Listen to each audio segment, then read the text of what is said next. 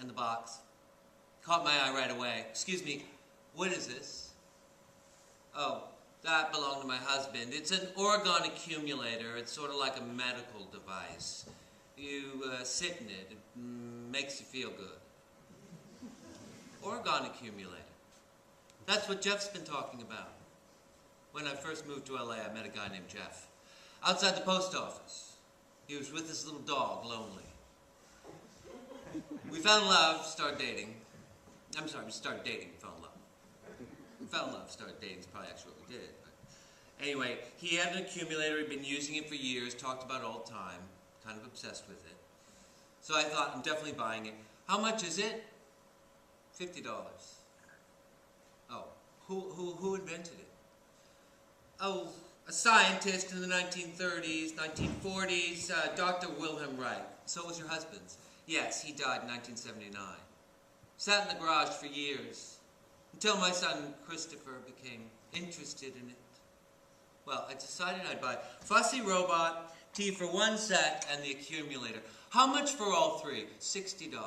I paid her with a $100 bill. I followed her into the garage to wait for my change, which she took out of a little wooden box that sat on a table beneath a window. There was sun shining through the window, illuminating endless numbers of invisible molecules swimming in a sea all around me. And she suddenly turns her back to the window, facing me, handing me 2 20s, a 5, and 5 singles. Her withered arthritic hand holding tight onto mine. Her face suddenly softens. Something like a smile crossed her lips. Her cheeks flushing pink, pink like her hat. Last month, I found my son, Christopher, dead in that box. Don't let that scare you. My husband used it for years. Never killed him. He had lots of fun with it. Well, I couldn't wait to tell Jeff, but I decided I would wait. I'd use it by myself first. So I brought it home, put it in my living room, and I got inside. And I waited. First, I didn't feel anything. I mean, I had a little bit more energy. I felt like cleaning a little bit, organizing some stuff. Pink paint in the living room looked a little bit more pink. I had a slight burn in the back of my throat, kind of like household cleanser. I decided I needed to know more about Wilhelm Reich, so I got out and I Googled him. First thing I find out, his mother had committed suicide by drinking household cleanser. She was apparently having an affair with his tutor, and when the little 12-year-old Reich heard them fucking from the other side of the door, she drinks household cleanser and commits suicide. I also found out he was a student of Freud's. He took Freud's theory of libido, made that the jumping off point for his life's work. He thought that sexual energy was measurable, quantifiable, and present in living and non-living matter, kind of a life force. He called it orgone. He thought that people were armored based on trauma, personal, political, social, and he studied the orgasm very deeply. He thought it served a primary function in human beings, a release of built-up energy.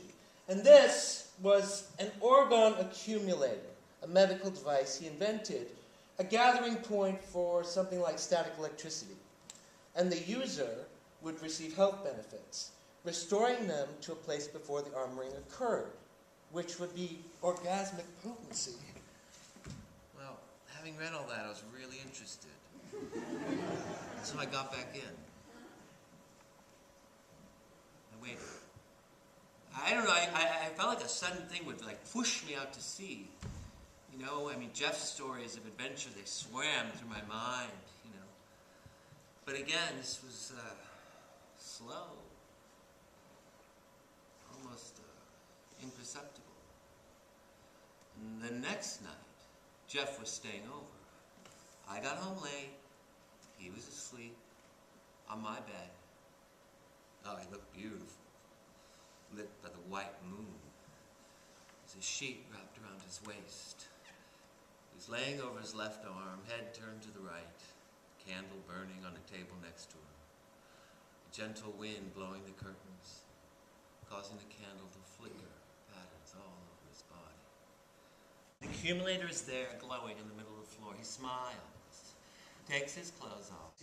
Of having others with us, fucking talking while we fucked. A big Italian horse guy. We talked of him, called him into consciousness while we fucked. I was raised a Catholic kid. You know, I mean, so talking while fucking, it wasn't something I did. Nor was I comfortable with.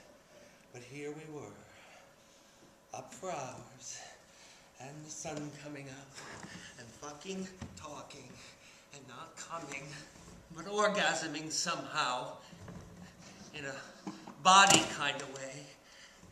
Our cocks and balls tied off and separate and to each other with a cock ring, a shoelace, a leather strap. Cock ring, I came to call that the male bra. Sun up, Jeff left, I call him, hey Jeff, it's me, how are you? Good, I'm horny, how are you? I'm okay. I have to work tonight. Yeah, I do too, let's take off and do more. I will take off, I don't know if I want to do more. I just want to be with you. You know, easy, simple, safe, armored, familiar. I have to go to work then. Jeff left. His appetite for Oregon was a little greater than his appetite for me. I found out the reason why he had stopped accumulating a couple months before we met. He was accumulating one night and he heard all this noise. And there were 5 cops pounding on the door with the ends of their rifles, asking him to come out and surrender. They took him to jail. I met him right when he got out. I don't know. They were after Reich or Jeff. I mean, Reich made it, Jeff didn't. He just bought it and used it. But they thought because the FDA hadn't approved it, he shouldn't be using it. They took Reich to jail, too. They said that they hadn't approved his accumulator, so he shouldn't be transporting it across state lines. They said he was masturbating little children in wooden boxes. Well, nothing could have been further from the truth. They wanted him to go to court. He said, you know what? Court of law is no place to determine scientific matters, and they took him to jail. A 2-year sentence, and he was found dead in his prison cell after serving a year. So anyway, Jeff and I split up, and now I wanted to accumulate a lot, and I did. And through accumulating a lot, I started wanting to meet other people who were also accumulating, you know. And so through searching on the internet, Craigslist, a host of other sites, I found other Oregon accumulating using people. And I'd meet them, and I'd hook up. And some of them had dedicated their lives to it, like Carmelite nuns, seeing very few people from the outside world who were not using. And then I discovered I see you too. It's a video chat room for people with shared interests. I'd bring the computer with me, laptop into the computer, and use it while I was using, watching others live and in real time and being watched. I no longer needed to eat. My hunger was erased. I got thin.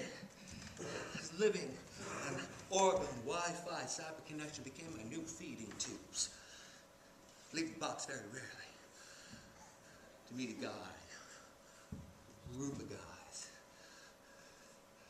Truth is, I was no longer comfortable outside the box.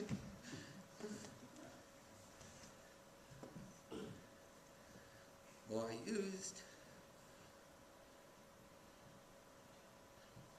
more I felt like I was making copies of myself. And if you're to copy a copy, copyless copies, it changes the thing itself.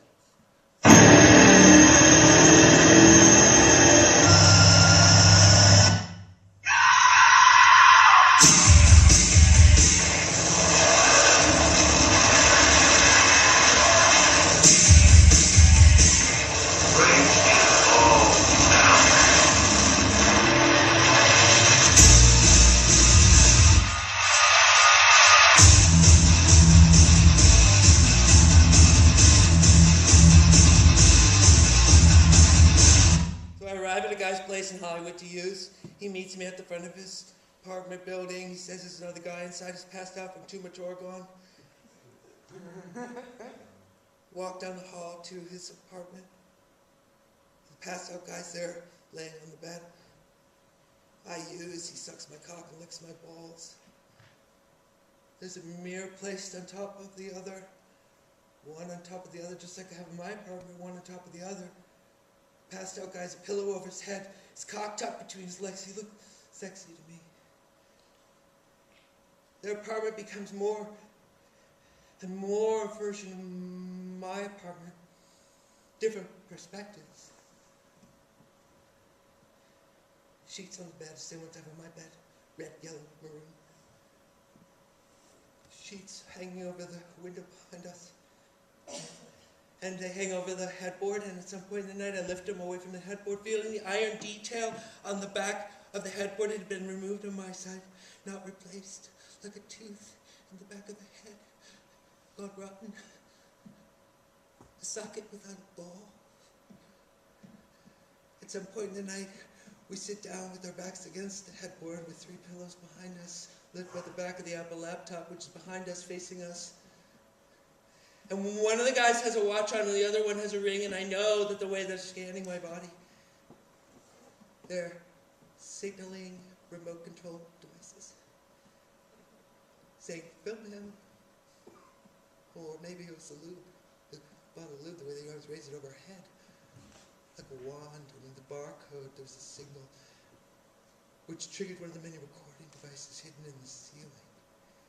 And the canister lights, which didn't have light bulbs. No, they had wires hanging down with little video cameras on the end. And it's porn being watched. It's me, but different me. Me with tattoos. When I'd move, it moved. Maybe a bad screen. Had it in post.